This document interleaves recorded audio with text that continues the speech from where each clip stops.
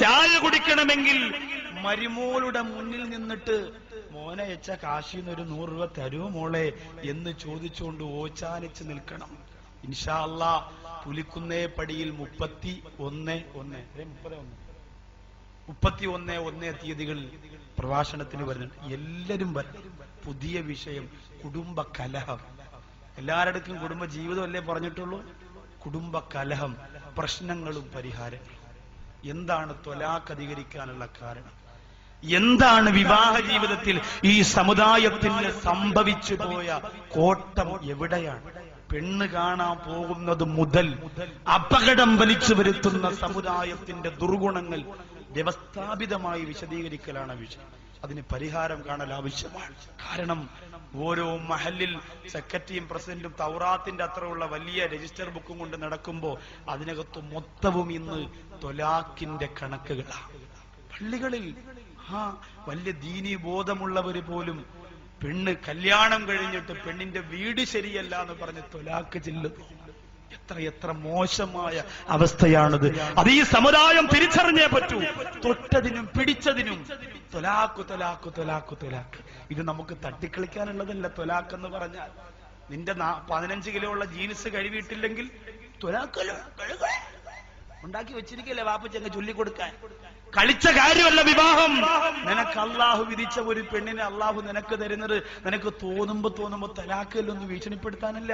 ആ വാക്ക് മരണം വരെ കുടുംബ ജീവിതത്തിൽ അനിവാര്യ ഘട്ടത്തിലല്ലാതെ ഉപയോഗിക്കാൻ പാടില്ല. നമ്മുടെ സമുദായത്തിന് അതറിയില്ല. സിനിമ കണ്ടിട്ട് അവനെ പോലെ ജീവിക്കണം, ആഴ്ചപ്പതിപ്പ് വായിച്ചിട്ട് അവളെ പോലെ ജീവിക്കണം, സീരിയൽ കണ്ടിട്ട് ഇവളെ പോലെ അമ്മായിക്ക് പാലിന്റെ അകത്ത് ടെലിവിഷൻ കലക്കി കൊടുക്കണം. ഇതൊക്കെ ചിന്തിച്ചിട്ട് കുബുദ്ധികൾ മനസ്സിന്റെ അകത്ത് നിറച്ചു വെക്കുമ്പോ ത്വലാഖല്ലാതെ പിന്നെ എന്താണ് അധികരിക്കുക? പല പള്ളികളിൽ പണ്ട് സ്വലാത്ത് വാർഷികം ഉണ്ടായിരുന്നു. ഇന്ന് ത്വലാഖ് വാർഷിക. 100 ത്വലാഖ് തികഞ്ഞു നമ്മുടെ പള്ളി. അതുകൊണ്ട് ഒരു വാർഷികവും ഒരു കുടുംബജീവിത പ്രസംഗവും. കുറെ കാരണവന്മാരുണ്ട്. അവരോട് ഞാൻ പറയാം, നിങ്ങൾ വിചാരിക്കും പെണ്ണ് കാണാൻ പോകുമ്പോ നിങ്ങളുടെ കൂടെ വരുന്നവരൊക്കെ നിങ്ങൾ വിളിക്കും, ചാപ്പ നിങ്ങൾ വരണം, ഇല്ലാപ്പ നിങ്ങൾ വരണം, മാമ നിങ്ങൾ വരണം. ഇവരൊക്കെ നിങ്ങളുടെ മോക്ക് നല്ലൊരു ഭർത്താവിനെ തരാൻ വേണ്ടി വരികയാണെന്ന് നിങ്ങൾ ധരിക്കും. അത് വെറും മണ്ടത്തരമാണ്. ഇവരൊക്കെ വരുന്നത് ഇവനെ എങ്ങനെയെങ്കിലും ഒന്ന് കുഴി ചാടിക്കണം ഇൻഷാ അല്ലാഹ് എന്ന് പറഞ്ഞ് ചെന്നിരിക്കും. ചെന്ന് പറഞ്ഞ കുഴപ്പമില്ല, സൂപ്പർ, നിനക്ക് ചേർന്നെന്ന് പറഞ്ഞാൽ ചേർന്നടാ. ഈ പയ്യനെ നിനക്ക് കിട്ടിയാൽ പിന്നെ ജീവിതത്തിൽ അൽഹംദുലില്ലാഹ് മനസ്സുകൊണ്ട് പറയും ഒരു സമാധാനം ഉണ്ടാവില്ല. എന്നിട്ട് യവന്മാര് കൂടെ നിന്നവനെ കുഴി ചാടിക്കും. എന്നിട്ട് കല്യാണം കഴിയുമ്പോ മുജാബാര് പറയും, എനിക്ക് അന്നേ തോന്നിയതാടാ, പിന്നെ നിന്നെ സങ്കടപ്പെടുത്തണ്ടെന്ന് വിചാരിച്ചിട്ട് പറയാത്തതാ. നമ്മളും ഒന്നിന് കല്യാണം മുടക്കി എന്ന് പറയൂലേ. കൊണ്ടുപോണ മഹാന്മാരുടെ കാര്യം ഞാൻ ഈ പറഞ്ഞു എന്ന് പറഞ്ഞാൽ നമ്മുടെ കുടുംബക്കാര് മോശമെന്നല്ല. ഈ കാലഘട്ടത്തിൽ നമ്മൾ നന്നാവണം എന്ന് അത്രത്തോളം ആഗ്രഹമുള്ള കുടുംബക്കാരൊക്കെ വളരെ കുറവാ. അപൂർവം ചിലരുണ്ടാവും, അപൂർവം ചിലർ. അതുകൊണ്ട് എന്റെ സഹോദരങ്ങളോട് ഞാൻ ഗൗരവത്തോടെ ഓർമ്മപ്പെടുത്തുകയാ, അല്ലാഹു പടച്ച തമ്പുരാനെ സാക്ഷി നിർത്തിയിട്ട് പ്രിയമുള്ളവരെ പരലോക നന്മക്ക് വേണ്ടിയുള്ള ഒരു പരിശുദ്ധമായ ജീവിതം മെനഞ്ഞെടുക്കാൻ ശ്രമിച്ചുകൊള്ളുക. ഉമർ ഇബ്നുൽ ഖത്താബ് റളിയല്ലാഹു തആല അൻഹു നരകത്തെ പേടിച്ചു പോയത് എന്നാണ് നൂറ്റാണ്ടുകൾക്ക് മുമ്പ്. ഒരു ചെറിയ പൂച്ചക്കുട്ടിയെ കെട്ടിയിട്ടിട്ട് പട്ടിണിക്കിട്ടു കൊന്നതിന്റെ പേരില് അല്ലാഹു നരകം കൊടുത്ത പെണ്ണിന്റെ കഥ ഈ സമുദായത്തിന് പഠിക്കാൻ വേണ്ടി മാത്രമുള്ളതല്ല. ഉണ്ണുമ്പോഴും ഉറങ്ങുമ്പോഴും ചിന്തിച്ചോ, അല്ലാഹുവേ ഇന്ന് പകലുള്ള എന്റെ ജീവിതത്തിൽ ഞാൻ നരകത്തിന് വേണ്ടിയാണോ ജീവിച്ചത്? ഞാൻ ഫസാദ് പറഞ്ഞത്, ഞാൻ ഇബത്ത് പറഞ്ഞത് അതിനു വേണ്ടിയാണോ? അല്ലാഹു നമ്മെ കാത്തുരക്ഷിക്കട്ടെ. ഇനി നമുക്ക് പരലോകത്തേക്ക് വരാ. ഇനി നിങ്ങളുടെ ചിന്തയെ പരലോകത്തേക്ക് കൊണ്ടുവരികയാണ്. അവിടെയാണല്ലോ അല്ലാഹു നരകത്തെ ഇങ്ങനെ കൊണ്ടുവരപ്പെടുന്നത്. ആ രംഗം നിങ്ങൾ അറിയണ്ടേ? ആ രംഗത്തിന്റെ അവസ്ഥാവിശേഷങ്ങൾ നിങ്ങൾ ചിന്തിക്കണ്ടേ? അറിയണമേ. ഈ കാലഘട്ടത്തിലെ ജനങ്ങൾക്ക് പരലോകത്തെ കുറിച്ച് സംശയമുണ്ടാവൂല. കാരണം എന്തേ? ഗ്രാഫിക്സുകൾ നിറഞ്ഞ കാലഘട്ടത്തിൽ മനുഷ്യനിർമ്മിതമായ എന്തൊക്കെ പുരോഗമനങ്ങൾ ശാസ്ത്രലോകത്തിന്റെ ഉത്തുംഗ പടവിലേക്ക് കടന്നു പോര മനുഷ്യനിവിടെ കാഴ്ചവെക്കുമ്പോ ആ ബുദ്ധിയും വിവേകവും അല്ലാഹുവാണ് മനുഷ്യന് കൊടുത്തതെങ്കിൽ ആ രാജാതിരാജനാന പടച്ച തമ്പുരാൻ കുല്ലുമൻ അലൈഹാ ويبقى وجه ربك ذو الجلال والإكرام. എല്ലാം നശിച്ചുപോയി.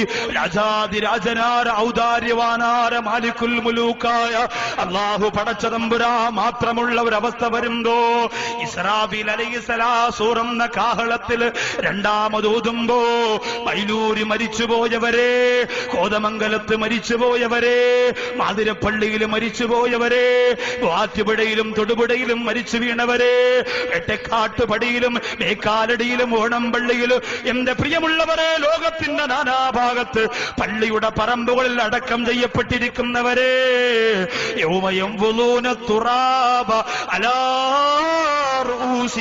തലകളിലേക്ക് മണ്ണ് വാരിയിട്ടുകൊണ്ട് ഖബറിന്റെ അകത്തിരുന്ന് ഭയാനകതയോടെ എഴുന്നേറ്റ് വരുമ്പോ ആദ്യം അല്ലാഹുവിന്റെ വിളിയാളമാരിലാ ചെല്ലുന്നത്. പരലോകത്ത് മഹ്ശറാവൻ സഭയില് ആദ്യമായി അല്ലാഹു വിളിച്ചുണർത്തുന്നത് ആരെയാണ്? ആദ്യം വിളിച്ചുണർത്തുന്നത് മദീനയുടെ പുണ്യവാൻ നബി മുഹമ്മദ് മുസ്തഫ സ്വല്ലല്ലാഹു അലൈഹി വസല്ലം. ആ പരിമളമേറ്റ് കിടക്കുന്ന നബിതങ്ങളെ വിളിച്ചുണർത്തും. മന്നാരെ നബിതങ്ങൾ ഖബറിന്റെ അകത്തിരുന്ന് എഴുന്നേറ്റാൽ ആദ്യം ചോദിക്കുന്നത് എന്താ? സ്വലാത്ത് ചൊല്ലാൻ. ഇന്ന് നേരം പുലർന്നിട്ട് ഇത്രയും നേരമായി ഒരു 10 സ്വലാത്ത് ആരംഭപ്പുവായ നബിതങ്ങൾക്ക് വേണ്ടി ഞാനോ നിങ്ങളോ ചൊല്ലിയോ? ഫസാദ് പറഞ്ഞില്ലേ, പാട്ടുപാടിയില്ലേ, സിനിമാ കഥ പറഞ്ഞില്ലേ, ഈവത്ത് പറഞ്ഞില്ലേ, കല്യാണം മുടക്കിയില്ലേ, വെറുതെ കഥകളും കാര്യങ്ങളും പറഞ്ഞുകൊണ്ടിരുന്നില്ലേ? ഖബറിന്റെ അകത്തിരുന്ന് ആദ്യമായി എഴുന്നേക്കുന്ന നബിതങ്ങൾ ചോദിക്കുന്നത് എന്റെ ഉമ്മത്തിന്റെ അവസ്ഥ എന്താ? അതിനെ ഉമ്മത്തി നബിയുനാ മുഹമ്മദ് മുസ്തഫ, എന്റെ ഉമ്മത്ത് എവിടെ എന്ന് നബിതങ്ങൾ ചോദിക്കും. ആ നബിതങ്ങളെ ഇന്നത്തെ ദിവസം ഏതെങ്കിലും ഒരു സെക്കൻഡ് നമ്മൾ ഓർത്തു, ഇന്ന് ആ പൊന്നാര നബിതങ്ങളെ നമുക്ക് ചവിട്ടിത്തേക്കാനുള്ള ആയുധമായി നമ്മൾ മാറ്റിയില്ലേ? നമുക്ക് നമ്മുടെ വയറ് വളർത്താൻ, നമ്മുടെ കാര്യം കാണാൻ, നമ്മുടെ സൗകര്യങ്ങൾക്ക്, നമ്മുടെ സംവിധാനങ്ങൾക്ക് നബിതങ്ങളെ ചവിട്ടിത്തേക്കാൻ ഈ കാലഘട്ടത്തിലെ വിവരം കെട്ട ജനങ്ങൾ, വേഷവും രൂപവും നിങ്ങൾ നോക്കണ്ട, കൽബിൽ ഈമാനുള്ളവർക്ക് അത് കഴിയൂല. അങ്ങനെ ചെയ്തില്ലേ? നബിതങ്ങൾ ചോദിച്ചു അത്രേ, എവിടെ എന്റെ സമുദായം? അങ്ങനെ ചോദിക്കുമത്രേ. ത്വാഹ റസൂലുള്ളാഹേ തിങ്കൽ ഹബീബുള്ളാഹേ, ത്വാഹ റസൂലുള്ളാഹേ തിങ്കൽ ഹബീബുള്ളാഹേ, ത്വയ്ബ പദീം ജീവേ തൗഹീദൊളി നീലാവേ, അർശിനും കുർശിനും അധിപതി ഉടയോന്റെ ഹസനത്ത് ഉലകത്തിലുരച്ചപുവേ, അർശിനും കുർശിനും അധിപതി ഉടയോന്റെ ഹസനത്ത് ഉലകത്തിലുരച്ചപുവേ, ത്വാഹ റസൂലുള്ളാഹേ തിങ്കൽ ഹബീബുള്ളാഹേ. അല്ലാഹുവേ, ആ മുത്തുനബിതങ്ങളുടെ ഹൗദുൽ കൗസറിന്റെ ഭാഗത്ത് ഹൗദുൽ കൗസർ നുകരാൻ വേണ്ടി ഓടി വരുമ്പോ സബാരിയത്തിന്റെ മാലാഖമാര് നരകത്തിലേക്ക് വലിച്ചടച്ചു കൊണ്ടുപോകുന്ന വിഭാഗത്തിൽ ഈ പാവപ്പെട്ട ഞങ്ങളെ ഉൾപ്പെടുത്തല്ല അല്ലാ. ഇന്നാ കൽ കൗസറെന്ന് പഠിച്ചവനെ നബിതങ്ങൾക്ക് സമ്മാനമായി കൊടുത്ത അനുഗ്രഹീത സമുദ്രത്തിന്റെ അനുഗ്രഹീത ഹൗദിന്റെ ഭാഗത്ത് കടന്നു ചെല്ലുമ്പോ അത് കുടിക്കാൻ അനുവദിക്കാതെ സബാരിയത്തിന്റെ മാലാഖമാര് ചങ്ങലക്കെട്ടിൽ വലിച്ചടച്ച് നരകത്തിന്റെ അടിത്തട്ടിലേക്ക് വലിച്ചെറിയുന്ന വിഭാഗത്തിൽ റബ്ബേ, ഈ പാവപ്പെട്ട രാത്രിയിൽ എല്ലാം മറന്ന് നിന്റെ ദീൻ കേൾക്കാൻ, നിനക്ക് വേണ്ടി എന്തും തരാൻ, നിനക്ക് വേണ്ടി സർവസമർപ്പണ ബോധത്തോടെ സലാഹിയത്തിന്റെ വഴി തെരഞ്ഞെടുപ്പ് സച്ചരിതരെ ഇഷ്ടപ്പെട്ടുകൊണ്ട് വന്നിരിക്കുന്ന സ്വർഗീയ ആരാമത്തിൽ ഞങ്ങളെ ഉൾപ്പെടുത്തല്ല അല്ലാ. റസൂലുള്ളാഹിയുടെ കയ്യിൽ നിന്ന് ഹൗദ് വാങ്ങിക്കുടിച്ച് പൊന്നാര നബിതങ്ങളുടെ ശഫാഅത്ത് വാങ്ങി ഹബീബ് കിടക്കുന്ന സ്വർഗത്തിന്റെ ഒരു ഭാഗത്തിരുന്ന് സുഖിക്കാൻ യോഗ്യതയില്ലെന്നറിയാ. എങ്കിലും ഉസ്താദുമാരുടെ മുത്തഅല്ലിമീങ്ങളുടെ ഈ നിറഞ്ഞ മജ്‌ലിസിനെ സാക്ഷി നിർത്തിയിട്ടുള്ള ഈ ദുആ പരിഗണിച്ചുകൊണ്ട് അതിനുള്ള ഭാഗ്യം ഞങ്ങൾക്ക് തരണേ അല്ലാ. അല്ലാഹുവിന്റെ റസൂല് വരും, പിന്നെ ഓരോരുത്തരും ഇങ്ങനെ ഖബറിന്റെ അകത്തിരുന്ന് വരും. അല്ലാഹു തആല മാലിക് അലൈഹിസ്സലാം, ആരാ? സ്വർഗത്തെ കാക്കുന്ന മലക്കാണ് മാലിക് അലൈഹിസ്സലാം. നമ്മൾ ആലോചിക്കണം, ഓരോ സ്ഥാപനങ്ങൾക്ക് അതിന് ചേർന്ന സെക്യൂരിറ്റി അല്ലേ നമ്മൾ വെക്കുക. ചെറിയ കടയാണെങ്കിൽ ചെറിയ സെക്യൂരിറ്റി ഒന്നും ഉണ്ടാവില്ല, വലിയ പൂട്ട് മാത്രമേ ഉണ്ടാവും.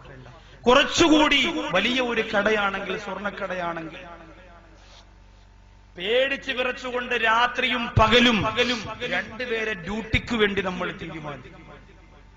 ഉസ്താദുമാരെ കൊണ്ട് വെള്ളമൊഴിച്ച് കുടിപ്പിക്കുന്നത് ശരിയല്ല, എന്നാലും അവരൊന്നും അങ്ങനെ ഒരു ചിന്ത ഉള്ളവരല്ല. നമ്മുടെ സുഹൃത്തുക്കൾ അല്ലാഹു തആല ഒഴിച്ചു തരുമ്പോ അദ്ദേഹത്തിന്റെ ഇൽമ എനിക്കും, കുടിക്കുമ്പോ എന്റെ ഇൽമ അദ്ദേഹത്തിന് അല്ലാഹു കൊടുക്കട്ടെ. അപ്പോ വലിയ സ്വർണ്ണക്കട നമ്മൾ പോകുമ്പോ ചെന്നിരുന്ന ഉടനെ തന്നെ എന്താ കുടിക്കാൻ വേണ്ടത്, പൈനാപ്പിൾ ജ്യൂസ് വേണോ ആപ്പിൾ ജ്യൂസ് എന്ന് ചോദിക്കും. കാരണം ആ കടയുടെ സെറ്റപ്പ് അങ്ങനെയാണ്. അതിന് ചില സ്ഥലത്ത് നമ്മൾ ചെല്ലുമ്പോഴാ ഇങ്ങനെ തന്നെ പിന്നെ ഒരു ബിംബത്തിൽ സാരി ചുറ്റിക്കിട്ട് ഇങ്ങനെ നിർത്തിയിരിക്കും. മക്കളൊക്കെ വരുമ്പോ പറയും, വാപ്പാ ഉമ്മച്ചിയെ പോലെ നിൽക്കണം വാപ്പാ എന്ന് പറയും. അങ്ങനെയാണ്. തലയാട്ടുന്നവരുണ്ടാവും, പിന്നെ സന്തോഷിപ്പിക്കുന്നവരുണ്ടാകും, ഷേക്കൻഡ് തരുന്ന പ്രതിമകൾ ഉണ്ടാവും. ഇന്ന് പിന്നെ ഇതൊക്കെ മാറിയിട്ട് കല്യാണ വീടുകളിൽ പോലും വലിയ ഒരു രൂപമുണ്ടാക്കിയിട്ട്, ഒരു അപ്പൂപ്പന്റെ രൂപം താടിയൊക്കെ വെച്ചുണ്ടാക്കിയിട്ട് അതിന്റെ അകത്ത് കൊച്ചുകുട്ടികളൊക്കെ വരുമ്പോ കൈ കൊടുക്കും. അപ്പൊ മക്കൾ കുറെ പേര് ബഹളവും ശല്യമൊന്നും ഇല്ലാതെ ഇവരുടെ കൂടെ അവിടെ നിന്നോളും. കാരണം എന്താ, ഉമ്മാക്ക് സമാധാനമായിട്ട് പോയി വല്ല കഴിക്കാലോ. മക്കളെ അപ്പൂപ്പായ നോക്കിയോളണേ, ഉമ്മച്ചിപ്പ വരാൻ. അങ്ങനെ ഒരു അപ്പൂപ്പായ ഉണ്ടാക്കി വെച്ചിട്ടുണ്ട് പല സ്ഥലത്ത്. അല്ലെങ്കിൽ തന്നെ കല്യാണത്തിന് പോകുമ്പോ പല സ്ഥലത്തും ഈ ഉമ്മമാര് മക്കളെ കൊണ്ടുപോകാറില്ല. ഉമ്മ ഒരുങ്ങുമ്പോ മോള് ചോദിക്കും, ഉമ്മച്ചി എവിടെ പോവാ? ഉമ്മച്ചി ആശുപത്രി പോവാ, മക വയ്യ. കല്യാണത്തിന് പോകണമെന്ന് പറഞ്ഞാൽ മോള് മിക്കവാറും സാരി വലിച്ചു വിടത്തില്ല. അതുകൊണ്ട് അങ്ങനെ പറയും, ഉമ്മച്ചി ആശുപത്രി പോവാ, മക വയ്യാന്ന്. അവസാനം ഈ പ്രിയപ്പെട്ട മോളെ ഒരുക്കി ഉമ്മച്ചി അപ്പുറത്ത് വെട്ടിക്കൊണ്ടാക്കാം. മോള് മിണ്ടാതെ അവിടെ നിൽക്കണേ, ഉമ്മച്ചിന് ഇട്ടുമോനല്ലേ വെക്കിടുമോനല്ലേ ഐസ്ക്രീം വാങ്ങി തരാം, ഇതൊക്കെ പറഞ്ഞ് കളിപ്പിച്ച് ചിരിപ്പിച്ച് രണ്ട് മുത്തവും കൊടുത്തിട്ട് ഉമ്മ അങ്ങ് പോകും. ഉമ്മ പിന്നെ അടുക്കളയും മറുവീടും എല്ലാം ഉണ്ടല്ലോ കല്യാണ വീട്ടില്. ഇവിടത്തെ അവസ്ഥ എനിക്കറിയില്ല. തിരുവനന്തപുരത്ത് എന്റെ റബ്ബേ ഒന്നും പറയണ്ട. ഉരുളി കൊണ്ട് കൊടുപ്പ്, കപ്പക്കൊല കൊണ്ട് കൊടുപ്പ്, അലുവ കറുത്തതാണെന്ന് പറഞ്ഞ് തിരിച്ചു കൊണ്ടുവരൊക്കെ ഒരു ബഹളം. അലമാരയിൽ പൂട്ട് കയറണില്ല, ചാവി കയറണില്ല, തുറക്കാൻ പറ്റണില്ല, കൊണ്ടുവന്ന അലമാര തിരിച്ചു കൊണ്ടുപോകും. ഇതൊക്കെ ഉണ്ട് ശരിക്ക്. നമ്മുടെ നാട്ടിലും മോശമാവൂല, മൂവാറ്റുപുഴ അല്ലേ, മോശമാവാൻ സാധ്യത തീരെ ഇല്ല. മൂവാറ്റുപുഴ പെട്ടെന്ന് ജില്ലയാക്കാൻ വേണ്ടി ഒരു സഹോദരൻ ദുആ ചെയ്യാൻ പറഞ്ഞു. സാറേ ദുആ ചെയ്യണം, മൂവാറ്റുപുഴ ജില്ലയായി പ്രഖ്യാപിക്കാം. ഞാൻ ചോദിച്ചത് എന്താടാ? മുല്ലപ്പെരിയാർ പൊട്ടണതിന് മുമ്പ് ജില്ലയാവണം, പത്രത്തിലുണ്ടായിരുന്നു ജില്ലയാക്കുമെന്ന്. ഉടനെ ഞാൻ പറഞ്ഞു, അതെന്താ പൊട്ടണതിന് മുമ്പ്? അല്ലെ പൊട്ടിയാൽ 4 ജില്ലയ്ക്കല്ലേ കുഴപ്പമുള്ളൂ, അപ്പൊ മൂവാറ്റുപുഴ പ്രശ്നമല്ലോ.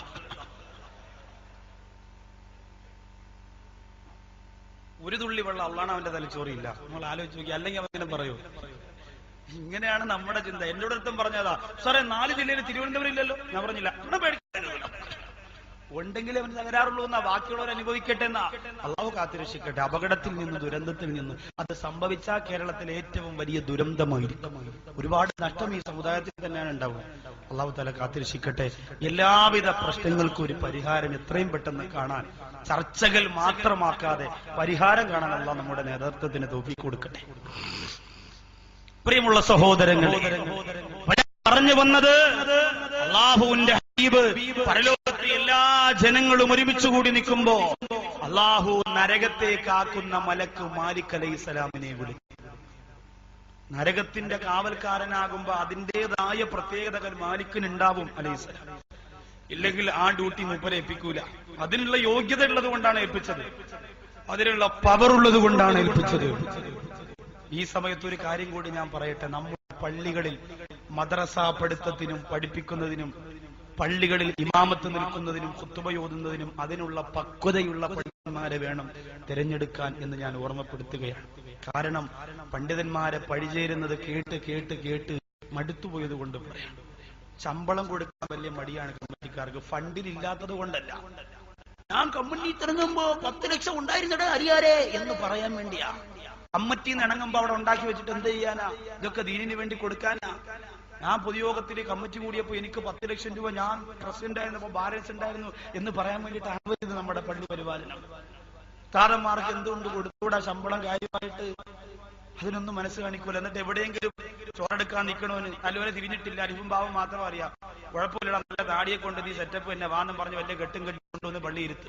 3ന്റെ അന്ന് മദ്രസയിൽ പഠിക്കണ 6ാം ക്ലാസ്സിലെ കൊച്ചിനെ തട്ടിക്കൊണ്ട് കുറ്റിയോടി വാപ്പാരെ മണ്ടേ ഫ്ലെക്സ് ബോർഡ്. ഇത് ആരുണ്ടാക്കാൻ? ഇതിന് ആദ്യം കൊടുക്കേണ്ടത് കമ്മിറ്റിക്കാർക്ക്. എവിടെയെങ്കിലും കിടക്കുന്ന കുറെ എണ്ണത്തിനെ കെട്ടും കെട്ടി പിടിച്ചുകൊണ്ടിരിക്കും. നല്ല ശബ്ദമാണ്, നല്ല വയറാണ്, നല്ല കെട്ടാന്ന് പറഞ്ഞ് ദീനുമായിട്ട് ഒരു ബന്ധമുണ്ടാവില്ല. ഉസ്താദുമാരുടെ ഗുരുത്തക്കേടും ചവിട്ടും കെട്ടി കിടക്കുന്ന എവിടെയെങ്കിലും കിടക്കുന്ന കാടങ്ങളെ പിടിച്ച് മിമ്പറിക്കൊണ്ടിരുത്താൻ 1.25 രൂപയും കൊടുത്ത് കൊണ്ടിരുത്തിയിട്ട് നമ്മുടെ പള്ളി ഇപ്പൊ റാഹത്താ, നമ്മളൊന്നും എന്ന് പറഞ്ഞിരുത്തിയിട്ട് അവസാനം ഫിത്തന ഉണ്ടാക്കരുത് നാട്ടിൽ. ആലോചിച്ച് നോക്കി എത്ര സ്ഥലത്തുണ്ടെന്നറിയോ അതാ. എന്നിട്ട് അവിടെ മദ്രസയിൽ പെൺകുട്ടികൾക്ക് പോകാൻ വയ്യ. അതിന്റെ ആക്ഷേപം കേൾക്കുന്നത് ആരാ? ഈ പാവപ്പെട്ട ഈ ഇരിക്കുന്ന എന്റെ സുഹൃത്തുക്കളും ഞാനൊക്കെയുള്ള പണ്ഡിതന്മാരാ. അതുകൊണ്ട് അതിന് ഒന്നാമത്തെ കാരണം സംഘാടകരാണ് എന്ന് ആർക്കും ഉറപ്പുണ്ടായാലും വളരെ സങ്കടത്തോടുകൂടി ഒന്നും പ്രശ്നമല്ല, നമ്മൾ അതിനൊരു പരിഹാരം കണ്ടുപിടിച്ചു. പരിശോധന നടത്തണം. എങ്ങനെ പരിശോധന നടത്തണം? ബാധിച്ചിട്ട് മൊയിലാരെ ഫാത്തിഹ ഒന്ന് ഓദിക്കേ. ഇപ്പൊ മുസ്ലിയാർ ഇങ്ങനെ ഖുർആൻ പാരായണ മത്സരം നബിദിനത്തിന് ഇത് ഓതുമ്പോ സെക്രട്ടറി പോരാ, എന്നാലും 5 മാർക്ക്. അങ്ങനെ 5ഉം 10ഉം മാർക്കും കൊടുത്ത് വയറളന്ന് നോക്കിയിട്ട് മിമ്പർ കയറ്റി നിർത്തുമ്പോഴാണ് അവസാനം പണി പാലം വെള്ളത്തിൽ മുയിലാർ തന്നിട്ട് പോണത്. ബാക്കിയുള്ളവർ പറഞ്ഞിട്ട് കാര്യമില്ല. അതുകൊണ്ട് നല്ല പക്വതയുള്ള ഗുരുത്വമുള്ള ഉസ്താദ്, പ്രിയപ്പെട്ട ഉസ്താദില്ലേ അങ്ങേറ്റത് നിങ്ങളുടെ ഈ പള്ളി പാവല്ല ഉസ്താദിന്റെ ദറസിൽ 8 കൊല്ലം പഠിച്ചു. പാവല്ല ഉസ്താദ് എന്ന് പറയാനുള്ള യോഗ്യത അറിയാം. വലിയ മഹാന ജീവിക്കുന്ന നല്ല പണ്ഡിതന്മാരിൽ ഒന്നാമനാണ് അദ്ദേഹം. ചെറിയ ആളൊന്നുമല്ല. അങ്ങനെ ഗുരുത്വമുള്ളവര് വേണം. നല്ല ഉസ്താദ്, നല്ല ദീനി ചിട്ടയും ചൈതന്യവും ഉള്ളവര് വേണം. ഓടി ചാടി ഇവിടുന്ന് 10 ഉസ്താദ്, അവിടെ നിന്ന് മറ്റേ ഉസ്താദിന്റെ കട്ടുകൊണ്ടുപോയി, മോദിന്റേത് കട്ടുകൊണ്ടുപോയി, എവിടെയെങ്കിലും പിടിച്ചുകൊണ്ടിരുത്തി അവസാനം നമ്മൾ അനുഭവിക്കും. കാര്യമില്ല. ഈ സമുദായത്തിന്റെ ബാധിക്കുന്ന വിഷയമായതുകൊണ്ട് പറഞ്ഞതാ. ഈ പ്രിയപ്പെട്ട ഉസ്താദുമാരൊക്കെ വെല്ലൂരുള്ളപ്പോ അവരുടെ ഉസ്താദിനു വേണ്ടി യാത്രികളില്ല. അതിന്റെ ബറക്കത്താ ഈ കെട്ടുവാട്ടി ഇന്നും അവരിയ്ക്കുന്നത്. അല്ലെങ്കിൽ ഇതൊക്കെ കളഞ്ഞിട്ട് അവര് പോകുമായിരുന്നു. ഗുരുത്വമുള്ളവർ ഇരിക്കുന്ന പ്രിയപ്പെട്ട എന്റെ സുഹൃത്തുക്കളുടെ ഗുരുനാഥന്മാരെ അള്ളാഹുവെ നീ അനുഗ്രഹിക്കണേ പഠിച്ചവരെ. എന്നും ഉസ്താദുമാരുടെ കാൽപാദത്തിന്റെ പോലെ ജീവിക്കാൻ മാത്രം ഞങ്ങൾക്ക് നീ അർഹത തരണേ റബ്ബേ. എത്ര വളർന്നാലും എത്ര ഉയർന്നാലും റബ്ബേ അവരുടെ പാത മാത്രം ജീവിച്ച് അവരുടെ ഗുരുത്വത്തിൽ ജീവിച്ചു മരിക്കാൻ കഴിയണം. അതിനുവേണ്ടി ത്യാഗം ചെയ്യും, അതിനുവേണ്ടി എന്തും ചെയ്യാൻ നമ്മൾ സന്നദ്ധരാണ്. അതുകൊണ്ട് ഞാൻ അർഹതപ്പെട്ട ഓരോരുത്തർക്ക് ചേർന്ന ജോലി കൊടുക്കുക. ഇല്ലെങ്കിൽ പ്രശ്നമുണ്ടാകും നാട്ടിൽ, ഉണ്ടാകും നാട്ടിൽ. നരകത്തെ കാക്കാൻ ചേർന്ന പറ്റിയ കൊടുത്തത്. കാരണം എന്താ? ആരുടെ മയങ്ങുകയില്ല. പഞ്ചായത്തിൽ ചെല്ലുമ്പോ മെമ്പറുടെ മുഖത്ത് ഒന്ന് പുഞ്ചിരിക്കുമ്പോൾ ക്യൂവിൽ നിൽക്കാതെ പെട്ടെന്ന് ഒപ്പിട്ട് കെട്ടുന്ന പെങ്ങളെ, അലൈഹിസ്സലാമിന്റെ മുന്നിൽ നമ്മുടെ ഇല്ല. അതുകൊണ്ടാണ് ആഭാസന്മാരും പാന്തോതികൾ കടന്നു വരുന്ന കവാടത്തില് അള്ളാഹു വെച്ചിരിക്കുന്ന മലക്ക് മാലിക് അലൈഹിസ്സലാമാണ്. പറയും ജിബ്രീലേ, മാലിക് അലൈഹിസ്സലാമിനോട് പോയിട്ട് പറയണം, നരകത്തിന്റെ കുറച്ചു തീക്കട്ട ചങ്ങലയിൽ വലിച്ചിടച്ച് പരലോകത്തിന്റെ മധ്യത്തൂടെ കൊണ്ടുപോകും. ഞാൻ ഈ പറഞ്ഞ നരകമൊക്കെ ഇവരൊന്നറിയട്ടെ, വിചാരണ ഒന്ന് കാണിക്കാൻ.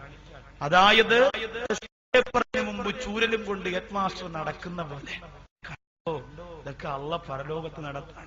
ചൂരലും കൊണ്ട് പരീക്ഷയ്ക്ക് മുമ്പ് സാർ അങ്ങോട്ടും ഇങ്ങോട്ടും നടക്കുന്ന പോലെ വിചാരണയ്ക്ക് മുമ്പ് നരകത്തിന്റെ ഒരു ഭാഗത്തെ ചങ്ങലയിൽ കെട്ടി വലിച്ചിഴച്ചു മധ്യത്തൂടെ കൊണ്ടുപോകുമത്രേ. അങ്ങനെ കൊണ്ടുവരുന്ന രംഗം ഖുർആൻ പറയുന്നുണ്ട്. ഫൈദാ റഅതുഹും മിൻ മകാനിൻ ബഈദ് സമിഉ ലഹാ തഗയ്യുലം വസഫീറാ. ആ നരകത്തെ കെട്ടി വലിച്ചടച്ചുകൊണ്ട് വരുമ്പോൾ അകലങ്ങളിൽ നിന്നുകൊണ്ട്, ദൂരത്ത് നിന്നുകൊണ്ട്, വളരെ വളരെ പരലോകത്തിന്റെ വിദൂരത്ത് നിന്നുകൊണ്ട് മാലിക്കെന്ന മലക്ക് കൊണ്ടുവരുന്ന ആ നരകത്തെ കാണുമ്പോ മനുഷ്യര് അത്ഭുതപ്പെട്ടു പോകും അത്രേ. സമീഉലഹാ തഅയ്യുളം വസഫീറാ. ആ നരകത്തിന്റെ ഞരങ്ങല്, ആ നരകത്തിന്റെ വിളിയാളം, ആ നരകത്തിന്റെ അട്ടഹാസം മുഴുവനും ആ മനുഷ്യര് കേൾക്കുന്നതാ. വീണ്ടും ഖുർആൻ പറയുന്ന കണ്ടോ, അത് കേട്ടിട്ട് മനുഷ്യർ പറയുമത്രേ, അത് കണ്ട് അത്ഭുതപ്പെട്ടു പോയാ, അത് കണ്ട് അന്താളിച്ചു പോയാ, അത് കണ്ട് വിപ്രാളപ്പെട്ടു പോയാ മനുഷ്യര് പറയുമത്രേ, ഹൽ മറദ്ദ മിൻ സബീൽ, ഹൽ മറദ്ദ മിൻ സബീൽ. അല്ലാഹുവേ, ഇവിടുന്ന് രക്ഷപ്പെടാൻ വല്ല വഴിയുണ്ടോ തമ്പുരാനെ? ഇവിടുന്ന് കരകയറാൻ വല്ല മാർഗമുണ്ടോ? അല്ലോ, ഇത് വല്ലാത്തതാണല്ലോ. ഞങ്ങൾ കേട്ടതിനേക്കാൾ ഭയാനകരമാണ്, നമ്മൾ അറിഞ്ഞതിനേക്കാൾ ഭയാനകരമാണ്. ഞങ്ങളുടെ മനസ്സ് തളർന്നു പോകുന്നു. അല്ലോ, അൽ മറദ്ദ മിൻ സബീൽ. ഒന്നിവിടുന്ന് രക്ഷപ്പെടാൻ വല്ല വഴിയുണ്ടോന്ന് പരലോകത്ത് ചോദിക്കും. എന്നിട്ട് മാലാകമാരോട് ഈ മനുഷ്യര് പറയുമത്രേ, ഓരൊറ്റ ദിവസം കൂടി ജീവിക്കാനുള്ള ആയുസ് മൈലൂര് പരിസരത്ത് എനിക്ക് തന്നാൽ എങ്ങനെയാണ് ഒരു വിശ്വാസി ജീവിക്കേണ്ടതെന്ന് എന്റെ റബ്ബിന് ഞാൻ കാണിച്ചു കൊടുക്കാം. അന്ന് പെട്ടുപോയി, കൂട്ടുകാര് സമ്മതിച്ചില്ല, കള്ളു കുടിക്കൂലെന്ന് പറഞ്ഞു ചെയ്തവനാ. പക്ഷേ ഷംനാദ് ഗൾഫിന്ന് വന്നപ്പോ ഫോറൻ കുപ്പി കണ്ടപ്പോ അറിയാതെ അര ക്ലാസ് കുടിച്ചു പോയതാ. സിനിമ കാണൂലെന്ന് പ്രതിജ്ഞ എടുത്തതാ. പക്ഷെ വീട്ടിൽ നിന്ന് എല്ലാരും പോണു. ആ ചേട്ടന്റെ ഭാര്യ, മക്കള്, കുടുംബം എല്ലാരും പോണു. ഞാൻ എന്റെ വണ്ടിയിലാ പോണേ. വെറുതെ എങ്ങനെ തിയേറ്ററിന്റെ മുമ്പിൽ ഇരിക്കുമെന്ന് വിചാരിച്ചിട്ട് അവരെടുത്ത് തന്ന ഓസിന് ടിക്കറ്റ് കൊടുത്തുകൊണ്ട് ഞാൻ പോയി ആസിഡ് കുടിച്ച പരുവായി പോയി. ഇത് പറഞ്ഞിട്ട് കാര്യമില്ല. അതുകൊണ്ട് ഒരൊറ്റ ദിവസം സഹോദരിമാര് പറയും, അല്ലാഹുവേ, വഅദ് കേട്ടപ്പോ ഖൽബ് നൊന്ത് പൊട്ടിക്കരഞ്ഞുകൊണ്ട് ജീവിതത്തിൽ ആയുസ്സിനെ നശിപ്പിക്കുന്ന സീരിയല് കാണൂല എന്ന് പറഞ്ഞ് എടുത്തവളാ. നിങ്ങൾ പറയും, അതിന് ഇച്ചിരി പുളിക്കും ബാക്കറി. നിങ്ങളിനി ഏതൊക്കെ മോഡൽ വാത് പറഞ്ഞാലും സീരിയല് കാണൂല എന്ന് പറഞ്ഞ് എടുക്കാൻ നമ്മളെ കിട്ടൂല. കാരണം എന്തേ? ക്ലൈമാക്സിന്റെ വക്കിൽ എത്തി നിൽക്കുകയാണ്. അതുകൊണ്ട് എന്ത് ചെയ്തെന്നറിയണം. ആകാശദൂതിന്റെ മക്കളുടെ ആഫിയത്തിന് വേണ്ടി ദുആ ചെയ്ത ജുമൈല ബീവി 101 രൂപ. അവളെ മക്കൾ നരകത്തിലേക്ക് പോയിക്കൊണ്ടിരിക്കുന്നു. അത് കാണാൻ താത്താക്ക് നേരമില്ല. കണ്ടോ, ഇഷ്ടം പോലെ കണ്ടോ. കുറെ കണ്ടവരൊക്കെ കിടപ്പുണ്ട് പള്ളിപ്പറമ്പില്. ഇപ്പൊ ആരുമില്ല. ഇപ്പൊ അവിടെ വല്ലാത്ത സങ്കടത്തിലാണ്. അതിനെ കുറിച്ച് എന്തേ നമ്മൾ ഓർക്കാതെ പോയത്? പള്ളിക്കാട്ടിലാണ് നാള് മണിയറ, കനമേറിടുന്നു കല്ല് നിന്റെ മീതേ. ഓർക്കണം പെങ്ങളെ, ഒരാള് കൂടെ വരൂല്ല, ഒരു സന്തോഷത്തിന് കൂടെ നിന്നവരില്ല, സാധു പറയാനും ഈബത്ത് പറയാനും കൂട്ടു നിന്നവരില്ല. ഒറ്റയ്ക്ക് നിന്നെ 3 തുണ്ട് വെള്ള തുണിയിൽ പൊതിഞ്ഞ് ആ പച്ച മണ്ണിൽ കൊണ്ടുവന്ന് കിടത്തുമ്പോൾ നിന്റെ ഗ്ലോറി എവിടെ? നിന്റെ സോഫി എവിടെ? നിന്റെ ഹരിചന്ദനം എവിടെ? നിന്റെ കുങ്കുമപ്പൂ എവിടെ? നിന്റെ അലാവുദ്ദീന്റെ വിളക്കെവിടെ? അതൊക്കെ ദുനിയാവിന്റെ കോമാളിക്കൂട്ടത്തിന്റെ കണക്കുകൂട്ടലാണ്. അതിനകത്ത് പെട്ട് ആയുസ് പാഴാക്കി കരയുന്ന മടയികളായ പെങ്ങളെ, ആ സമയത്ത് നിന്റെ വീട്ടിന്റെ അകത്തിരിക്കുന്ന ഖുർആൻ നിന്നെ ശപിക്കുന്നില്ലേ? ആ സമയത്ത് വീട്ടിന്റെ അകത്ത് ആരും തൊടാതെ അടുക്കി വെച്ചിരിക്കുന്ന പരിശുദ്ധ ഖുർആനിന്റെ വചനങ്ങൾ നിന്നെ ശപിക്കുന്നില്ലേ? ആ ശാപം നിനക്ക് തലയിലേക്ക് ഏറ്റുവാങ്ങിയിട്ട് ദുനിയാവിൽ എത്ര സുഖിച്ചിട്ടുണ്ടാ. അല്ലാഹു കാത്തുരക്ഷിക്കട്ടെ. ഒരിക്കലും അത് ഉണ്ടാവാൻ പാടില്ല. അതിനാ ഞാൻ ഈ പറഞ്ഞത്, ഒഴിവാക്കാൻ നമുക്ക് കഴിയുമല്ലോ. അല്ല, നമ്മൾ തീരുമാനിച്ചാൽ തീരുമാനിച്ചാൽ കഴിയും. ഓരോന്നും നമുക്ക് ഒഴിവാക്കാൻ സാധിക്കും. പക്ഷെ നമ്മൾ ആരും മെനക്കെടുന്നില്ല എന്നതാണ് വാസ്തവം. അങ്ങനെ നരകത്തെ കൊണ്ടുവന്നു ഇരിക്കട്ടെ. അള്ളാഹുവിനോട് മലക്കുകൾ പറയും, റബ്ബേ, ഈ മനുഷ്യർ പറയുന്നത് ദുനിയാവിലേക്ക് തിരിച്ചുപോയാൽ നന്നായിക്കൊള്ളാം എന്നാണ്. എന്തു പറയുന്നു? തിരിച്ചു വിടണോ? അതല്ല ഇവിടെ തന്നെ നിർത്തണോ? അള്ളാഹു പറയും, വേണ്ട.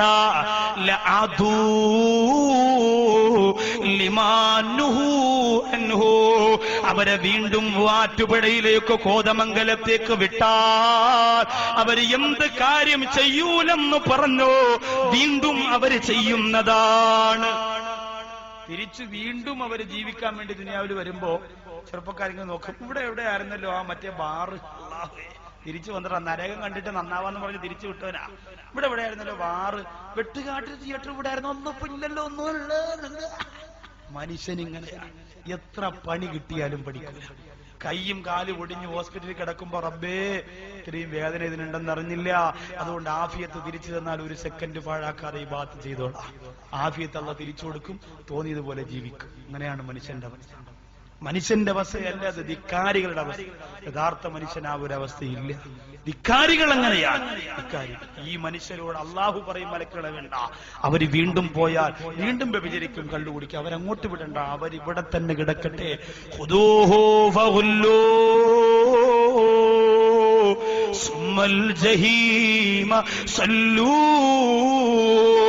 തങ്ങളെ ചുറ്റുകൊണ്ട് സബാദിയത്തിന്റെ കടുപ്പമേറിയ മാലാഖമാരുടെ പിടുത്തത്തിൽപ്പെട്ട് ഉഴന്നുകൊണ്ട് നരകത്തിലേക്ക് വലിച്ചെറിയാൽ അല്ലാഹു പറയുമ്പോൾ ഖുർആൻ പറയുന്നു, വഇന്ന ജഹന്നമ ലമൗഇദുഹും അജ്മഈൻ ലഹാ സബ്അതു അബ്വാബ് ലികുല്ലി ബാബിൻ മിൻഹും ജുസ്ഉം മഖ്സൂം. അല്ലാഹുവിന്റെ പരിശുദ്ധ ഖുർആൻ പറയുന്നു, നരകത്തിന് അല്ലാഹു 7 വലിയ കവാടങ്ങൾ കൊടുത്തിട്ടുണ്ട്. ഇത് ഖുർആനാണ് പറയുന്നത്, മൗലിയാക്കന്മാരുണ്ടാക്കിയ കവാടമല്ല. അള്ളാന്റെ ഖുർആനിന്റെ ആയത്താണ്. ലഹാ സബ്അതു അബ്വാബ്, 7 കവാടങ്ങൾ ആ നരകത്തിലുണ്ട്. ലികുല്ലി ബാബി മിൻഹും ജുസ്ഉം മഖ്സൂം. ഓരോ കവാടത്തിലും അള്ളാഹു നിശ്ചയിച്ച ഓരോ വിഭാഗമുണ്ട്. ആ നരകത്തിന്റെ കവാടങ്ങളിൽ നിന്ന് രക്ഷപ്പെടാൻ, നരകം കണ്ടു മരിക്കുന്ന രംഗത്തിൽ നിന്ന് രക്ഷപ്പെടാൻ വേണ്ടി കയ്യിലുള്ളതിൽ വലുതു കൊടുക്കുക. അള്ളാഹുവിന് അത് നെയ്യത്ത് വെച്ചുകൊണ്ട് സ്വർഗം കണ്ടു മരിക്കണം, സ്വർഗത്തിന്റെ സുഖ സന്തോഷം ആസ്വദിച്ചു മരിക്കണം. പറയാൻ കഴിയില്ല. ചിലപ്പോ ഈ മജ്‌ലിസിൽ നാം ഈ ചെയ്യുന്ന ദുആയ്ക്ക് അള്ളാഹു ഒരു വലിയ പരിഗണന തന്നാൽ നമ്മളൊക്കെ രക്ഷപ്പെടും. ഇനി നരകത്തിന്റെ ഓരോ ഭാഗത്തിൽ കടന്നു പോകുന്ന ഓരോ വിഭാഗങ്ങളെ വിശദീകരിക്കാൻ പോവുകയാണ്. ഇനിയാണ് പ്രധാന ഭാഗം നമ്മൾ കേൾക്കേണ്ടതും അറിയേണ്ടതും. അതിൽ നിന്നും മനസ്സിനെ മാറ്റിക്കൊണ്ടുപോകരുത്. 7 കവാടങ്ങളാണ്. അറിയണേ നരനരകമിന്റെ ധറകളെയും തുറക്കുമേ, കടക്കുമേ അതിലെരിയുമേ നിങ്ങൾ ഔവലതില് ജഹന്നമേ. 7 കവാടങ്ങൾ അല്ലാഹു നരകത്തിന് വേണ്ടി പടച്ചിട്ടുണ്ട്. അതിലൊന്നാമത്തെ കവാടത്തിന്റെ പേര് ഇസ്മുഹാ ജഹന്നം. ഇസ്മുഹാ ജഹന്നം. ഒന്നാമത്തെ നരകത്തിന്റെ കവാടത്തിന്റെ പേര് ജഹന്നം എന്ന്.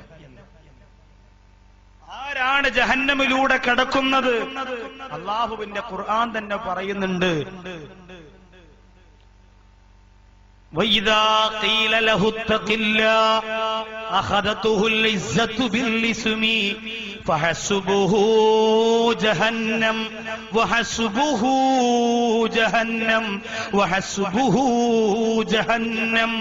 ജഹന്നം ആർക്കാണെന്ന് പറയാം. അല്ലാഹുവേ, ഞങ്ങളൊക്കെ ഉമ്മ പ്രസവിച്ചപ്പോഴേ മുസ്ലിം പേരിട്ടുകൊണ്ട് മദ്രസയിൽ പോയി, സ്കൂളിൽ പോയി, മുസ്ലിം നാമധാരികളായി ജീവിച്ച് അവസാനം പള്ളിയിൽ പോയി നിസ്കാരം തുടങ്ങിയൊക്കെ വന്നവരാണ്. അല്ലാഹുവേ, ആ പ്രിയപ്പെട്ട സഹോദരനോ പിന്നീട് മുസ്ലിമായ ആളാ, മറ്റ് മതത്തിൽ ജനിച്ച് വളർന്ന് പിന്നീട് മുസ്ലിമായി. പക്ഷേ നമ്മുടെ മൈലൂര് പള്ളിയുടെ മദ്രസക്ക് ഫാൻ വാങ്ങിക്കൊടുക്കാമെന്ന് ആ സഹോദരൻ നിയ്യത്ത് ചെയ്തു. എത്ര നല്ല മനസ്സാണ്. അല്ലാഹു തആല മരിക്കുന്ന സമയം വരെ ആ ഹിദായത്തിൽ നിന്ന് ഒരു അണുകിട വ്യതിചലിക്കുന്നതിന് തൊട്ട് അല്ലാഹു കാത്തുരക്ഷിക്കുമാറാകട്ടെ. അവരുടെ മനസ്സിന്റെ അകത്ത് തോന്നിയില്ലേ, അവർക്ക് അലിവ് തോന്നിയില്ലേ? എന്നാൽ നമ്മുടെ നാട്ടിലോ എത്ര നാളുകളായി ഈ മൈലൂര് പള്ളിക്ക് വേണ്ടിയിട്ട് ഞാൻ 10,000 കൊടുത്തോളാം, 5,000 കൊടുത്തോളാം, 500 കൊടുത്തോളാം എന്ന് പറഞ്ഞ് ആ പള്ളിയുടെ ഫണ്ട് ഉപയോഗിച്ച് വാങ്ങിയ രസീത് ഇന്ന് നമ്മുടെ വീട്ടിൽ വീട്ടിലുണ്ടോ പോക്കറ്റിലുണ്ടോ കീറിപ്പോയോ എന്ന് പലർക്കും അറിയില്ല. അത് പൊതുമുതലാണ്. ആ കാശ് കൊടുക്കാൻ കഴിയില്ലെങ്കിൽ ആ തുണ്ട്, ആ രസീത് സംഘാടകരെ തിരികെ ഏൽപ്പിക്കുക. അത് പള്ളിയുടെ പൈസ കൊടുത്ത് വാങ്ങിയതാ, പൊതുമുതൽ പറയുന്നുണ്ട് ഞാൻ. പൊതുമുതൽ, അതിൽ നിന്ന് ഒരു ചെല്ലിക്കാശിന്റെ ഒരു ഭംഗം ഞാനോ നിങ്ങളോ വരുത്തിയാൽ വളരെ അപകടമാണ്. അത് ആരുടെ വാക്ക് കേട്ടിട്ടാണെങ്കിലും ആരുടെ കുത്തിത്തിരിപ്പ് കേട്ടിട്ടാണെങ്കിലും ശരി അനുഭവിക്കേണ്ടി വരും. പൈസ നിങ്ങൾ കൊടുക്കണ്ട, അത് രസീത് തിരിച്ചുകൊണ്ട് കൊടുക്കണം. കാരണം അതിനകത്ത് 1000-ന്റെ കൂപ്പൺ, 500-ന്റെ കൂപ്പൺ, 5000-ന്റെ കൂപ്പൺ, അങ്ങനെ അടിച്ചടിച്ച് കൂപ്പൺ കയറി കൊടുക്കലേ. നമ്മൾ 5000 തരൂല, 5000 തരാം, കൂപ്പൺ കയറി കൊടുത്തു. ആ കാശ് കിട്ടാത്തടത്തോളം ആ കൂപ്പന്റെ ഉത്തരവാദി വാങ്ങിയ ആളാണ്. അതുകൊണ്ട് ആ കൂപ്പണിന് ഇപ്പൊ ഇല്ല, നഷ്ടപ്പെട്ടു പോയി.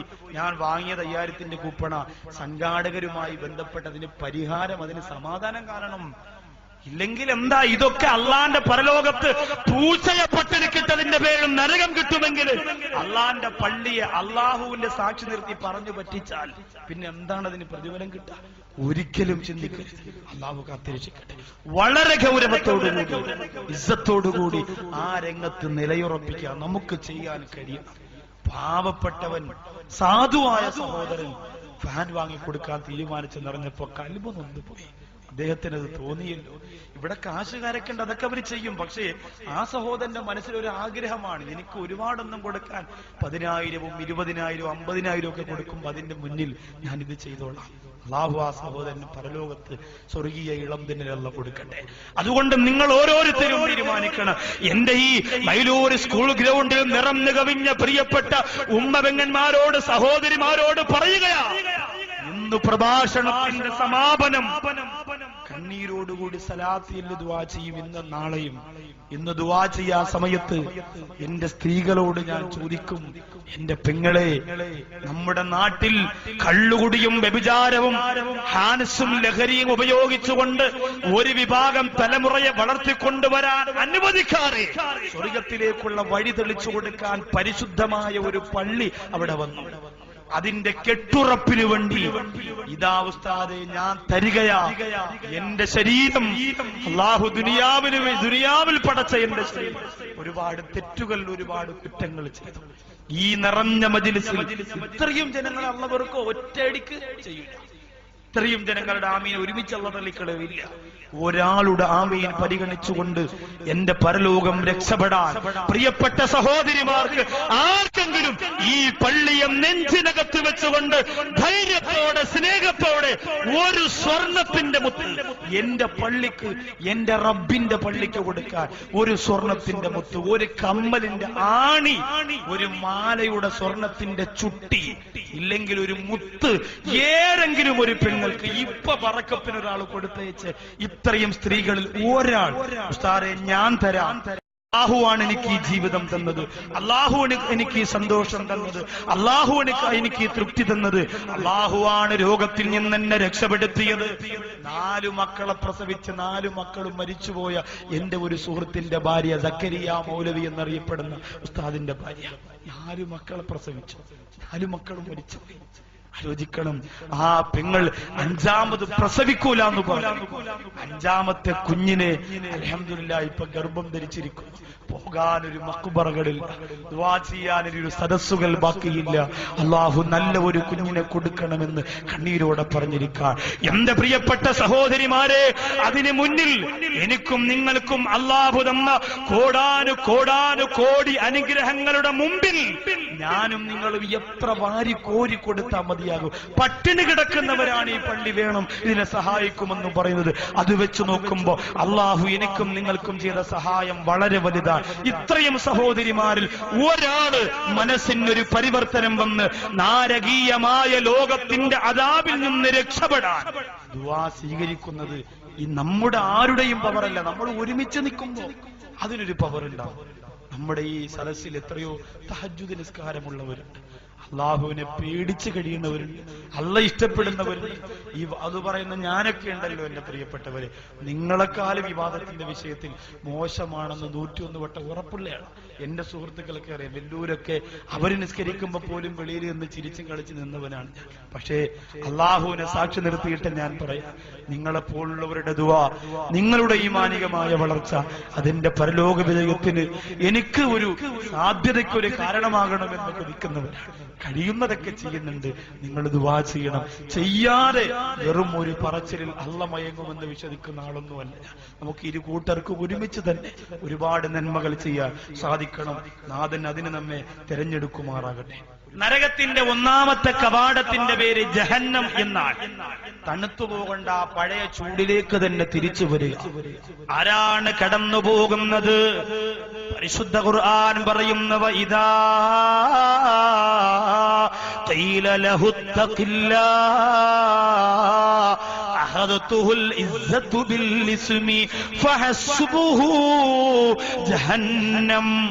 ജഹന്നമാണ് ഒന്നാമത്തെ കവാടമെങ്കിൽ അത് ഞാൻ കൊടുക്കുന്നത് ആർക്കാണ്? അല്ല പറയുന്നു.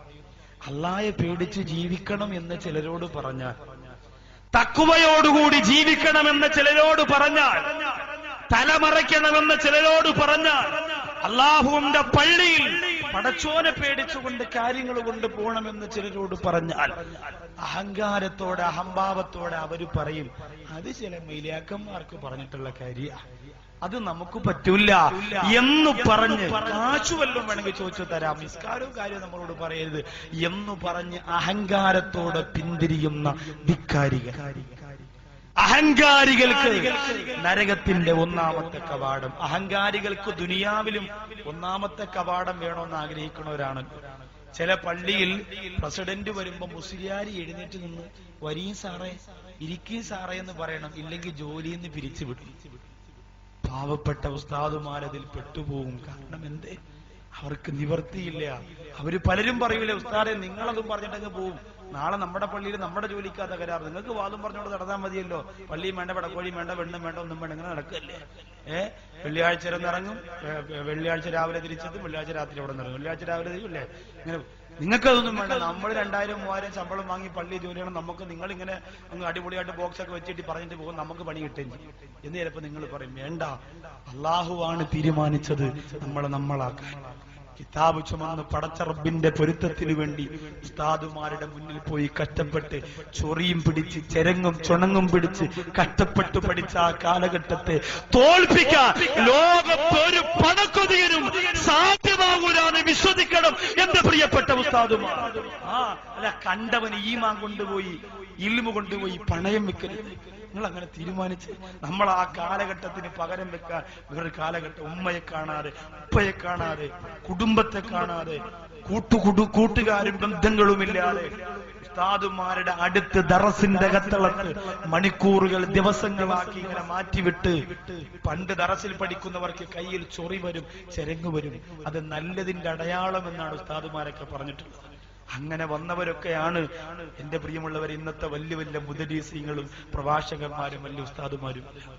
സമയിച്ചിരി വൈകിയാലും നിങ്ങൾ സങ്കടപ്പെടരുത്. വിഷയം തീർക്കണം, പൈസയും പള്ളിക്ക് വേണം, രണ്ടും നടക്കണം. ഒന്ന് മാത്രമായാലും നടക്കൂല. കാര്യങ്ങൾ ഒരുപാട് പറയാനുണ്ട്, പെട്ടെന്ന് പിരിഞ്ഞു പോകാൻ സാധ്യമല്ല. അതുകൊണ്ട് ക്ഷമയോടുകൂടിയിരിക്കണം. നല്ല ക്ഷീണവും ബുദ്ധിമുട്ടും എനിക്കുണ്ടെങ്കിലും ഞാൻ അതൊക്കെ മറന്നിട്ടാണ് നിങ്ങളുടെ മുന്നിൽ പറയുക. കാരണം മരിക്കുന്നതിന് മുമ്പ് എന്തെങ്കിലും ഒരു നേട്ടമുണ്ടായാൽ അതുണ്ടാവട്ടെ. എന്തുകൊണ്ടാണ് ഞാൻ ഇന്നും അതിന് ഉസ്താദിന് ദുആ ചെയ്യുന്നത്? അദ്ദേഹം തെരഞ്ഞെടുത്ത ചില തീരുമാനങ്ങളോടുള്ള താല്പര്യം കൊണ്ടല്ല. പിന്നെന്താ? എത്ര യതീം മക്കൾക്ക് പൈസ പിരിച്ചു കൊടുക്കാം, എത്ര പള്ളികളുടെ മിനാരം കെട്ടിക്കൊടുക്കാം, എത്ര അറബി കോളേജിന്റെ അകത്തളത്ത് പട്ടിണി കിടക്കുന്ന മുത്തലിമിന് അന്നമൂട്ടാൻ മദനി ഉസ്താദിന്റെ ശബ്ദം പാതിരാത്രിയിൽ മക്കളെ മക്കളെ മക്കളെ എന്ന് വിളിച്ച് കൈ നിറച്ച് പണവും പൊന്നും വാരി പള്ളിക്ക് കൊടുത്തത് കൊണ്ട് ഇന്നും ഞാൻ മദനി ഉസ്താദിനെ മറക്കൂല. രാഷ്ട്രീയ താല്പര്യം കൊണ്ട് രാഷ്ട്രീയത്തിൽ ഇപ്പോ എന്റെ അഭിപ്രായത്തിൽ RSSന് കൊടുത്താലും എനിക്ക് സന്തോഷമുള്ള. കാരണം എന്താണെന്ന് പറയുക, ഇന്നത്തെ കാലഘട്ടത്തിൽ പണി പാലും വെള്ളത്തിൽ കിട്ടുന്നത് ആര് തരുമെന്ന് പറയാൻ പറ്റാത്ത കാലമാണ്. പിന്നെ ഇൻഷാ അല്ലാഹ് സമുദായത്തിന്റെയൊക്കെ ആരെങ്കിലൊക്കെ ഉണ്ടെങ്കിൽ രക്ഷപ്പെട്ടു വരട്ടെ. മനുഷ്യ സ്നേഹികൾ, അന്യമതത്തിൽപ്പെട്ടവരാണെങ്കിൽ മനുഷ്യ സ്നേഹികൾ, പാർട്ടി നോക്കാതെ നന്മയുള്ളവർ നമ്മുടെ നാട്ടിൽ ജയിച്ചു വരട്ടെ എന്ന് ആഗ്രഹിക്കുന്നവരാണ്. അല്ലാതെ നിങ്ങളെ ഇപ്പൊ പാർട്ടിയിലേക്ക് കൊണ്ടുപോകാനൊന്നും, ഞാൻ പറയുന്ന പാർട്ടിക്ക് നിങ്ങൾ എന്തായാലും കുത്തൂരാന്ന് എനിക്കറിയാം. ഒരുപാട് പേര് പറഞ്ഞ് കുത്തിയവരൊക്കെ അനുഭവിച്ചുകൊണ്ടിരിക്കുക. അതുകൊണ്ട് അങ്ങനെയൊന്നും എനിക്ക് അങ്ങനെ താല്പര്യമൊന്നുമില്ല. നിങ്ങൾക്ക് ഇഷ്ടമുള്ളവർക്ക് കൊടുക്കാം. പക്ഷേ ഞാൻ പറയുന്നത് മനുഷ്യ നന്മയുള്ളവരെ നമ്മൾ പരിഗണിച്ചേ പറ്റും. സ്വാമിമാരുടെയും ഫാദർമാരുടെയും സമ്മേളന വേദികളിൽ പ്രസംഗിക്കാൻ പോയിട്ടുണ്ട്. അവിടെയും നമുക്ക് എന്റെ രാഷ്ട്രീയം മറന്ന്, ഒരു സൗഹാർദ്ദതയുടെ ചേരിതിരിവ് മറന്ന്, ഒരു സ്നേഹത്തിന്റെ വഴി തിരഞ്ഞെടുത്താൽ അവിടെയൊക്കെ സന്തോഷമേ നമുക്ക് ഉണ്ടാവുള്ളൂ. അതിനെക്കുറിച്ചൊക്കെ നമ്മൾ ചിന്തിക്കണം. അപ്പോ ഞാൻ പറഞ്ഞു വന്നത്, അങ്ങനെ ഒരുപാട് കഷ്ടപ്പെട്ട ഉസ്താദുമാരുണ്ടല്ലോ.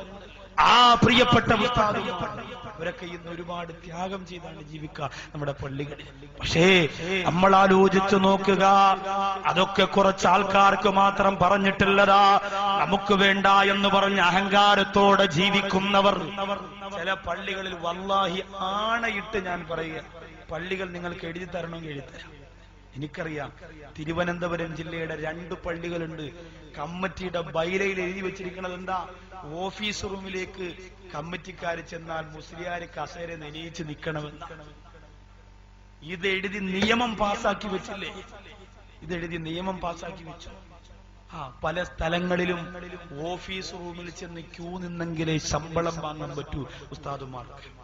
പിന്നെ വലിയ ട്രസ്റ്റിന്റെ കീഴിലും വലിയ കമ്മിറ്റിയൊക്കെ ആവുമ്പോ ചിലപ്പോ അങ്ങനെ വരും. പക്ഷെ അത് അങ്ങനെ തന്നെ നിയമം ഉണ്ടെങ്കിലേ കൊടുക്കൂ എന്നല്ല തീരുമാനിക്കേണ്ടത്. ഞാനോ എന്റെ സുഹൃത്തുക്കളായ ഉസ്താദുമാരെയോ നിങ്ങൾ പരിഗണിക്കണ്ട. നല്ല തഖ്വയുള്ള മുത്തഖീങ്ങളായ പണ്ഡിതന്മാരെ ചവിട്ടിത്തേച്ചാൽ കണ്ണുനീരാണ്. നാഥൻ കാത്തുരക്ഷിക്കുമാറാകട്ടെ. ബഹുമാനം അർഹതപ്പെട്ടവർക്ക് കൊടുത്തേ പറ്റൂ. കല്യാണത്തിനൊക്കെ മഹല്ലിന്ന് വണ്ടി പോണ കണ്ടിട്ടുണ്ടോ നിങ്ങൾ? സെക്രട്ടറിയും പ്രസിഡന്റും ഫ്രണ്ട് സീറ്റിൽ. പള്ളിയിൽ നിന്ന് പുതിയാപ്പള ഒരു വണ്ടി വിടും. അവന്റെ എല്ലാ കാര്യങ്ങൾക്കും ഉള്ള വണ്ടി കഴിഞ്ഞ് 82 മോഡൽ ഒരു അംബാസഡർ കഴുകി എന്ന് വിടും പള്ളിയിൽ. എന്തിനാ? കമ്മിറ്റിക്കാരെ മൊയിലാരെ നിക്കാഹിന് കൊണ്ടുവരാനാ. അത് വന്ന് പുകയടിക്കുന്നത് കൂടി മുസ്ലിയാരെ വെള്ള ഡ്രസ്സ് കറത്തിരിക്കും. കമ്മിറ്റിക്കാരെല്ലാവരും ഇടിച്ചങ്ങ് പറഞ്ഞു എന്ന് പറഞ്ഞാൽ വണ്ടി ഓടിക്കുന്ന പാവപ്പെട്ടവരെ കളിയാക്കിയതല്ല. യവന് അവന്റെ കള്ളുകുടിയന്മാരായ കൂട്ടുകാരെ കൊണ്ടുപോകാൻ ലക്ഷക്കണക്കിന് രൂപയുടെ വാഹനം അവന് കൊടുക്കാൻ പറ്റി. നാട്ടിലെ തിണ്ടിയെയും അണ്ടരെയും അടകോടരെയും പിടിച്ചു കെട്ടിക്കൊണ്ടുപോകാൻ വില കൂടിയ വാഹനം കൊടുത്തു. അവൻ നശിക്കണമെന്ന് ആഗ്രഹിക്കുന്ന അവന്റെ നാട്ടിലുള്ള സകലരെയും കൊണ്ടുപോകാൻ വില കൂടിയ വാഹനവും കുഷ്യൻ സീറ്റും. മൊയ്ലിയാരിക്ക് മാത്രം ഇരിക്കുമ്പോ കമ്പി കയറണ സീറ്റ് കൊടുത്തയക്കൂലെ പള്ളിയിലേക്ക്. എന്നിട്ട് മുസ്ലിയാർക്ക് അതിനകത്തിരിക്കാൻ സ്ഥലം കിട്ടും? ഇല്ല. ഫ്രണ്ടിലെ സെക്രട്ടറിയും പ്രസിഡന്റും കമ്മിറ്റി തീരുമാനം, കമ്മിറ്റിക്കാരെല്ലാം ഈ കല്യാണത്തിന് വരണ വണ്ടിയിലേ പോകാവൂ. അവസാനം മുസ്ലിയാർ ഡിക്കിയുടെ സൈഡിൽ കോട്ടനൊക്കെ പശയൊക്കെ മുക്കിയ ജുബയൊക്കെ വെച്ചോണ്ട് ഇങ്ങനെ അങ്ങ് എത്തിയാൽ മതിയായിരുന്നു. ഓഡിറ്റോറിയത്തിൽ ചെന്ന് തുറക്കുമ്പോ ആദ്യം മറ്റവരൊക്കെ ഇറങ്ങും. അവസാനം മുസ്ലിയാർ ഇറങ്ങി വരുമ്പോ ജുബയൊക്കെ ഇങ്ങനെ ഞണ്ടെങ്കിൽ അസ്സലാമു അലൈക്കും അങ്ങനെ വരുന്ന അവസ്ഥയാ. സഹിച്ചേ പറ്റൂ, അത് അനുഭവിച്ചു കൊടുത്തേ പറ്റൂ. കാരണം എന്തേ? നമ്മൾ തന്നെ നമ്മുടെ വിലയില്ലാതാക്കിയുണ്ട്. പ്രിയപ്പെട്ട ഉസ്താദുമാരെ, കാശുകാരെ കണ്ടപ്പോ നമ്മൾ അങ്ങോട്ട് ചാഞ്ഞു, അധികാരികളെ കണ്ടപ്പോ നമ്മൾ ഇങ്ങോട്ട് ചാഞ്ഞു. ഇന്ന് അവർക്ക് കൈവെള്ളയിൽ തട്ടിക്കളിക്കാനായി ചില ആലിമീങ്ങൾ അവർ തെരഞ്ഞെടുത്തില്ലേ? വിട്ടുകൊടുക്കരുത് പ്രിയപ്പെട്ടവരെ. ഇതാരുടെ മാർഗമാണ്? അല്ലാഹുവിന്റെ പ്രിയപ്പെട്ട ഉസ്താദുമാര് ഞങ്ങൾക്ക് സമ്മാനിച്ചു തന്ന ഇൽമിന്റെ മഹത്വം ഈ സമുദായത്തിലെ ജനങ്ങൾക്ക് എത്തിച്ചു കൊടുക്കാൻ അല്ലാഹു തരും. എത്രയോ ഉസ്താദുമാര്. നിങ്ങൾ ആലോചിച്ച്, രോഗമില്ലാതിരുന്നത് പോലെ കോടീശ്വരന്റെ അടയാളം അതല്ലേ? അല്ലാഹു ക്യാൻസർ തന്നാ തീർന്നില്ലേ? അല്ല ട്യൂമർ തന്നാ തീർന്നില്ലേ? സകലതും അതോടുകൂടി കഴിയും. അതുകൊണ്ട് മനസ്സിന്റെ അകത്ത് ഒന്നാമതെത്തണമെന്ന അഹങ്കാരത്തിന്റെ ചിന്ത ദുനിയാവിലുള്ള ചില ആൾക്കാർക്ക് ആഖിറത്തിലും അവൻ നരകത്തിന്റെ ഒന്നാമത്തെ സീറ്റ് അവൻ. ഇന്ന് നമ്മുടെ ഇടയിലും അങ്ങനെയുള്ള ചില കുബുദ്ധികളുണ്ടല്ലോ. എവിടെയും എനിക്ക് മിടുക്കനാവണം, എവിടെയും ഞാനായിരിക്കണം, എന്റെ കുടുംബത്തിലെ കാര്യമൊക്കെ ഞാനറിഞ്ഞേ നടത്താവൂ. ചില പെണ്ണുങ്ങൾ പോലും, ചില സ്ത്രീകൾക്ക് പോലും ഒരു ധാരണയുണ്ട്, എന്റെ ഭർത്താവ് എന്ത് ചെയ്താലും എന്നോട് പറയണം. പാപ്പാക്ക് പൈസ കൊടുത്താലും ഉമ്മാക്ക് കൊടുത്താലും ബാങ്കിലിട്ടാലും ബാങ്കിൽ നിന്ന് എടുത്താലും മൊബൈല് ചാർജ് ചെയ്താലും കർച്ചീപ്പ് വാങ്ങിയാലും മുണ്ടു വാങ്ങിയാലും ബനിയം വാങ്ങിയാലും ഭാര്യയോട് പറയണം, പറഞ്ഞില്ലെങ്കിൽ പിണങ്ങുമെന്നുള്ള ശാഠ്യക്കാരിയായ പെണ്ണുങ്ങളുണ്ട്. അതൊന്നും ഇസ്ലാമിന് ചേർന്ന രീതിയല്ല പെണ്ണുങ്ങളെ. ഇതൊക്കെ മാറ്റണം. അതൊക്കെ ചിന്തിക്കാൻ നമ്മൾ ആരാ? അതൊക്കെ ചിന്തിക്കാൻ എന്ത് അർഹതയാണ് നമുക്കുള്ളത്? അഹങ്കാരത്തിന് അർഹൻ അല്ലാഹു ലാ ഇലാഹ ഇല്ലാ ഹുവൽ ഹയ്യുൽ ഖയ്യൂം. അല്ലാഹു മാത്രമാണ്. ഒരു സ്ഥലത്ത് ചെന്നപ്പോ വിനയത്തോടുകൂടി ഒരു പള്ളിയുടെ മെമ്പറിനോട് ദുആ ചെയ്യാൻ പറഞ്ഞതാ, മരിക്കുന്നത് വരെ പള്ളി പ്രസിഡന്റ് ആയിരിക്കാം നിങ്ങൾ ദുആ ചെയ്യാൻ. ഞെട്ടിപ്പോയി ഞാൻ. മരിക്കുന്നത് വരെ പള്ളിയുടെ പ്രസിഡന്റ് ആവാൻ ദുആ ചെയ്യാൻ ആഗ്രഹിക്കുന്ന മനസ്സിന്റെ ആഗ്രഹം. മൂപ്പര് വിചാരിച്ച് പ്രസിഡന്റായിട്ട് മരിച്ച ജനങ്ങളൊക്കെ ഇവിടെ ബഹുമാനം കാണിക്കണ പോലെ അള്ള ഇപ്പൊ സല്യൂട്ട് അടിച്ചങ്ങ് കയറ്റിവിടുന്ന. ഒരു കൊല്ലമാണ് ഉമർ ബിൻ ഖത്താബ് റളിയല്ലാഹു അൻഹുവിന്റെ ഖബറിന്റെ അകത്തെ വിചാരണയെന്ന് സ്വപ്നത്തിലൂടെ കണ്ട ഇബ്നു അബ്ബാസ് റളിയല്ലാഹു അൻഹു പറഞ്ഞു അത്രേ. ഒരു കൊല്ലം സൂക്ഷ്മതയോടുകൂടി ഖലീഫയായി ജീവിച്ച നീതിയുടെ പടവാളായിരുന്നു ഉമർ ബിൻ ഖത്താബ് റളിയല്ലാഹു അൻഹു. ഖബറിന്റെ അകത്ത് ഒരു കൊല്ലത്തോളം തന്റെ ഭരണചക്രം ചലിപ്പിച്ചതിനെ കുറിച്ച് ചോദ്യം നടത്തിയെന്ന് ഹദീസുകൾ പഠിപ്പിക്കുമ്പോ എന്റെ പ്രിയമുള്ളവരെ, നമ്മുടെ അവസ്ഥ എന്താ? പള്ളി വാർക്കാൻ കൊണ്ടുവരുന്ന ചല്ലിയും മണ്ണും ഇറക്കുന്നത് പകുതി നമ്മളെ വീട്ടിലാ കിടക്കട്ടെ. കാരണം എന്താ? കുഴപ്പമില്ല, പകുതി നമ്മുടെ വീട്ടിലിരിക്കട്ടെ. ഫണ്ടിലിപ്പോ കാശുണ്ടല്ലോ ശരിക്ക്. പൊതുജനങ്ങൾ അറിയൂല. 5 ലക്ഷം വെറുതെ കിടക്കല്ലേ, 10 വർഷം അങ്ങനെ തന്നെ കിടക്കും. അതുകൊണ്ട് അതിൽ നിന്നും എടുത്ത് ഒരു കടയിൽ ഷെയർ മാർക്കറ്റിൽ അങ്ങോട്ട് ചേർന്നാൽ മാസാമാസം എനിക്ക് കിട്ടുകയും ചെയ്യും. അവസാനം അത് വാങ്ങി പള്ളിക്ക് കൊടുക്കുകയും ചെയ്യാം. ഒരു കുഴപ്പമില്ലല്ലോ. പള്ളിയുടെ പൈസ കൊണ്ട് വളരാൻ എത്ര വളരും. ഒരുപാട് പേര് ഇവിടെ വളർന്നല്ലോ. അവസാനം എന്തു പറ്റിപ്പോയി വളർന്നവർക്കൊക്കെ? നിങ്ങൾക്ക് ആരെയും കാണാനില്ലെങ്കിലും തിരുവനന്തപുരം RCCയിലോ എറണാകുളത്ത് അമൃതയിലെ ഏറ്റവും സീരിയസ് രോഗികൾ കിടക്കുന്ന വാർഡിലോ നിങ്ങളൊന്ന് കടന്നു ചെല്ലണം. വല്ലാഹി 100 ദിവസത്തെ പ്രസംഗത്തിന്റെ ഉപയോഗം 1 മണിക്കൂർ അതിന്റെ അകത്ത് കയറി ഇറങ്ങി വരുമ്പോ നിങ്ങൾക്ക് കിട്ടും. ഒരു ജനങ്ങളെ അല്ല കിടത്തിരിക്കണം. കോടീശ്വരന്മാർ ഉണ്ടെന്ന് പറഞ്ഞിട്ട് എന്താ? വിരലനക്കാൻ കഴിയാതെ, വെള്ളം കുടിക്കാൻ കഴിയാതെ കിടക്കാൻ.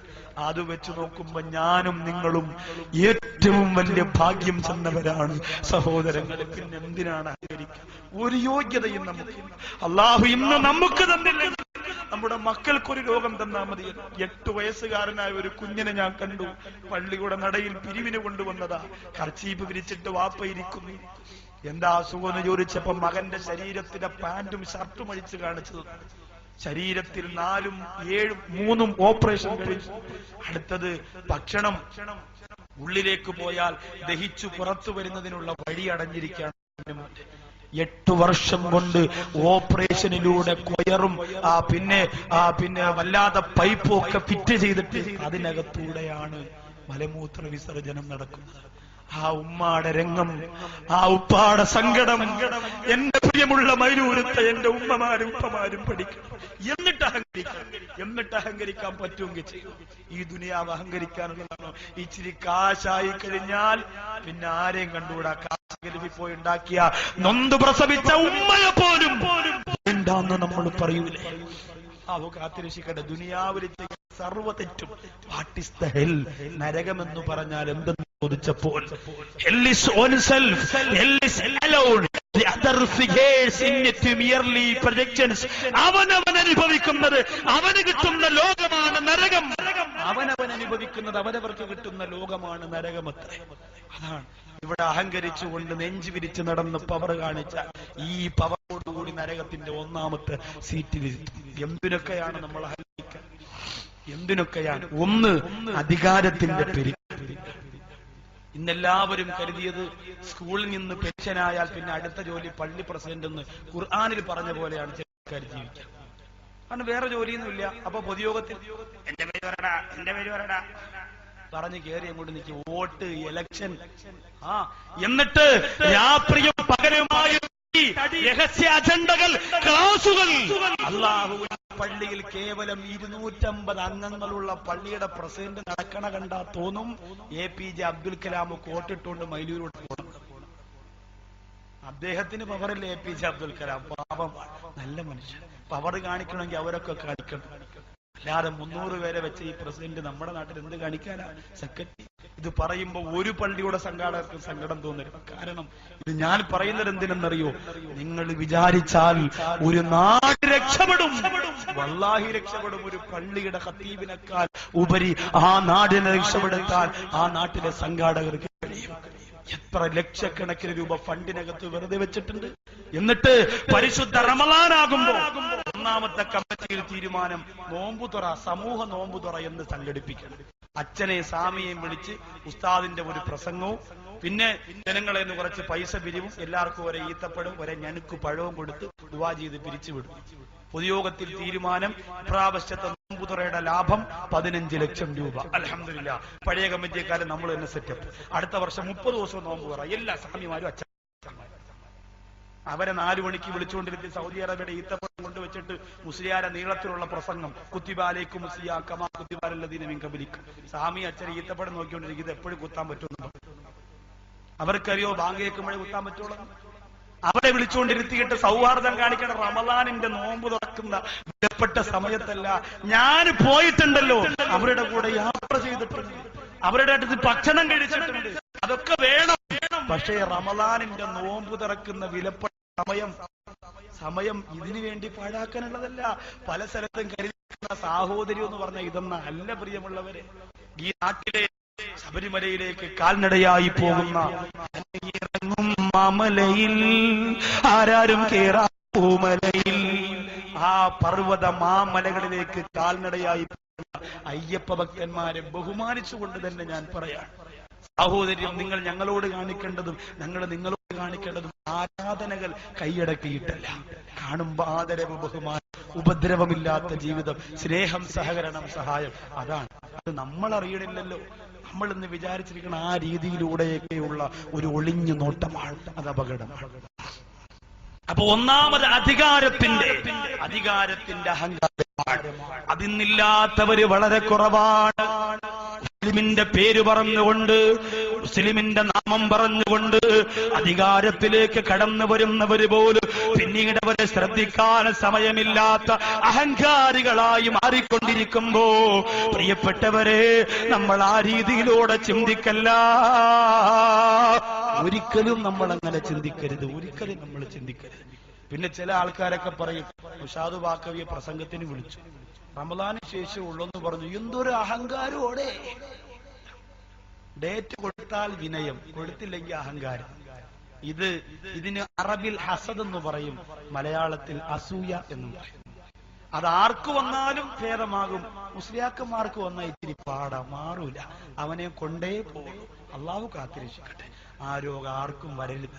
സങ്കടം കൊണ്ട് പറയാണ്, ഒരു ഉസ്താദ് നന്നാവുന്നത് അടുത്ത പള്ളിയിലെ ഉസ്താദിന് കണ്ടുകൂടാത്ത ഒരു കാലം വന്നാൽ പിന്നെ ഈ പൊതുജനങ്ങൾ എങ്ങനെ രക്ഷപ്പെടും?